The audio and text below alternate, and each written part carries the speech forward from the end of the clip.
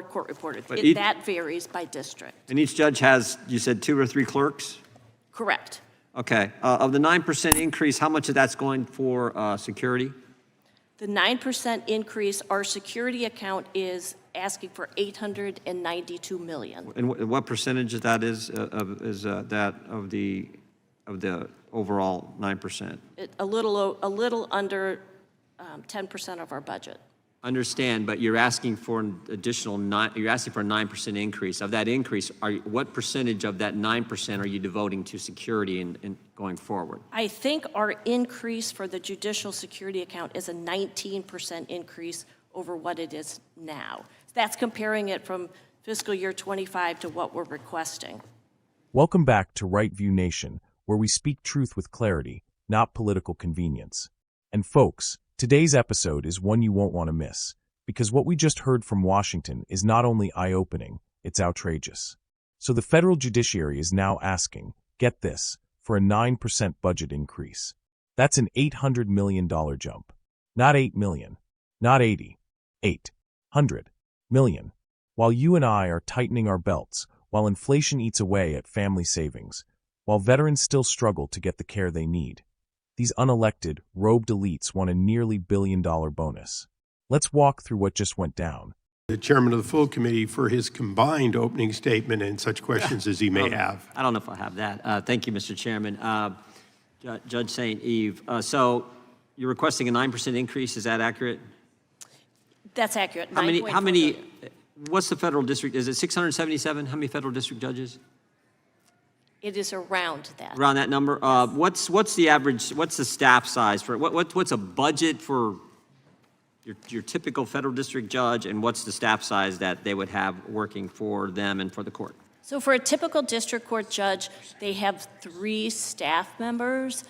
Judges can make a determination if they want 3 law clerks or 2 law clerks and a judicial assistant.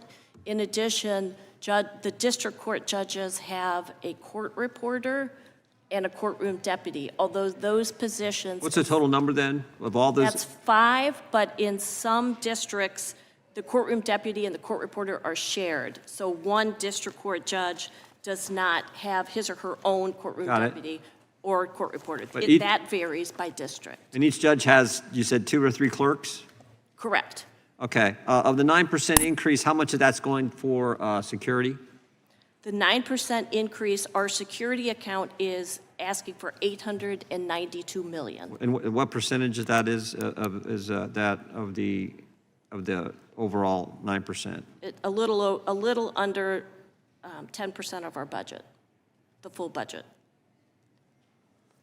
So $894 million of the $9.4 billion is for our judicial security account. Understand, but you're asking for an additional you're asking for a 9% increase. Of that increase, what percentage of that 9% are you devoting to security and going forward? I think our increase for the judicial security account is a 19% increase over what it is now. That's comparing it from fiscal year 25 to what we're requesting. Or maybe I'm okay. You're overall, what's the overall dollar amount you're asking for compared to where you're at now and what you're going to have for the next year? In just judicial security or overall? Overall. So the overall amount that we are asking for is $9.4 billion for fiscal year 20. And that's an $800 million increase over last year? That is about a 9% increase over last year. And what's that dollar amount? The dollar amount, I have to... My understanding is you're asking for $800 million increase. Is that accurate? $800 million. I think that is accurate. Okay, and of that $800 million, how many of what's the dollar amount going for security? The total dollar amount going to security is $892 million, and that is about an increase of $142 million over 25. Okay, so the out of the, I'm sorry. Go ahead, say it again. Go ahead. Out of our overall increase, $142 million is in the court security account. Okay, so that means $658 million is for other things. Yes. And where's all that going? Defender services, we're asking for $1.8 billion. The S&E, or salaries and expenses account, we're asking for $6.9 billion, and that salaries and expenses goes to cover people and buildings primarily, and IT. But now you're giving me the total number. I'm of the 800 million increase, you said 142 million is gone for security. That leaves 658 million new dollars. Where's that money going, the new dollars? So the additional increase is 800 million Got that. over from the prior year. I don't have this broken down into percentages. Well, just give me the dollar amount. So the dollar amount for Defender Services, the additional amount we're asking for is $315,000 roughly. We're asking for a little less in fees and jurors. We're asking for the $141,000 in court security. $100 million in court security. Okay. Well, I mean, again, I think members are comfortable. I've said this all along. We're comfortable with making sure there's security. We're not so comfortable giving increases in everything else.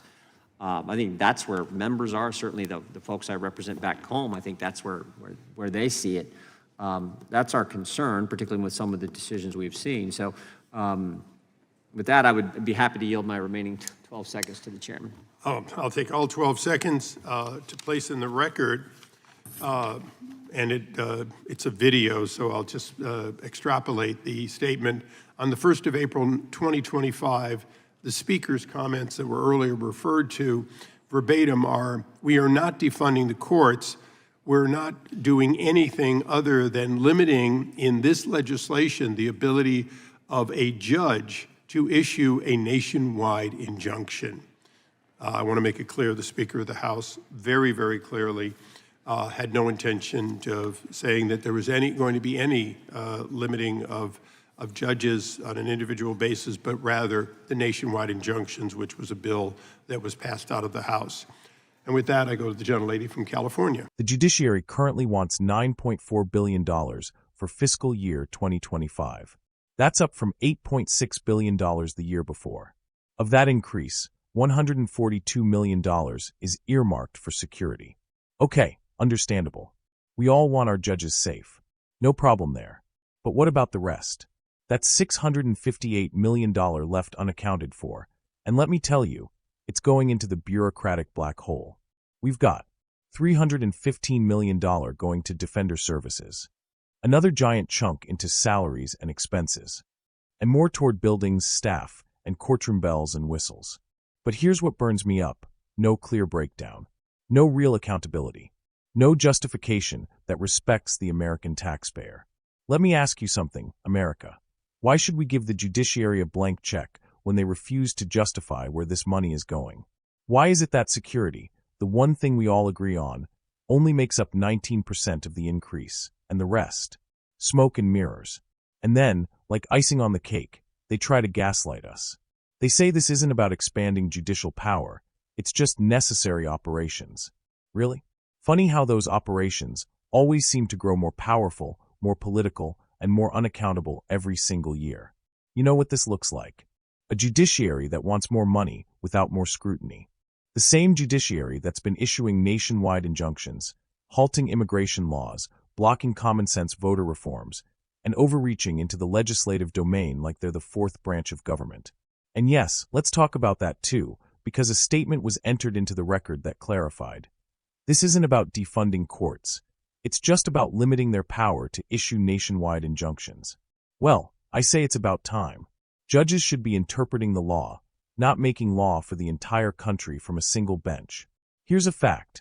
The judiciary was never supposed to be the most powerful branch. But now, they're one of the most unaccountable and the most expensive. And we're the ones paying for it. Think about it. They want hundreds of millions more while parents can't afford groceries. Small businesses are drowning in red tape, and border towns are being overwhelmed. Where are budget increases? Where's the relief for the average American? We need judges. Yes, we need the rule of law. Absolutely. But we also need a judiciary that respects its place, that operates within its lane, and that earns the trust and the dollars of the people it serves. This isn't about politics. This is about priorities. This is about holding power accountable. Whether it's Congress, the White House, or the courts, nobody should get a blank check. So here's the final word, patriots.